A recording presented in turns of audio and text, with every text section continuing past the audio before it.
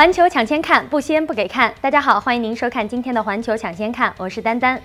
前段时间的热播韩剧《继承者们》和《来自星星的你》，不知道大家都有没有追过？那就算是没有看过，可能也会对剧中的像金泰和都教授这些名字耳熟能详了吧？那韩国的欧巴之所以能够受到这么多粉丝的追捧，那是因为大家看看啊，他们的身高基本上都是1.7米起跳，8块腹肌呢是标配。那今天的乐活好正点呢，就会给大家揭晓一下韩国如此盛产偶像男神的秘密。2014年，随着各种韩剧的大热，不断有新晋男星出现，力压多年老牌大明星。这也不得不让人重新洗牌，整理出新的男神排行榜。那么，韩国这个5000万人口的国度是如何变成了亚洲男神策源地的呢？铁打的玛丽苏，流水的男神。所谓玛丽苏，指的是一种过度理想化的、没有一点缺点的完美化身。有人道，看韩剧嫁不出去。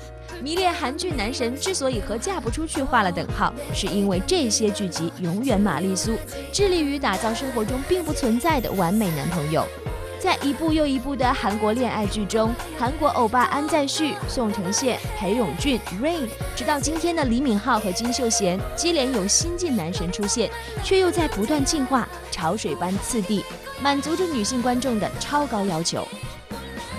零食呢，可以说是在我们生活当中扮演着非常重要的角色，尤其是对于喜欢吃零食的女生来说。那现在大家吃零食呢，不局限于吃某一个国家的品种了，而是全世界各地的零食都能够品尝得到。那今天的生活大不同，就会带大家来淘一淘全世界各地的那些经典美食。介绍恐怖的惩罚4选1。第一组要介绍的。好，是太阳要升起了吗？这两个人的意思是，来欢迎2位，欢迎。就是韩国很多美食是正餐方面的，零食也有很多吗？对，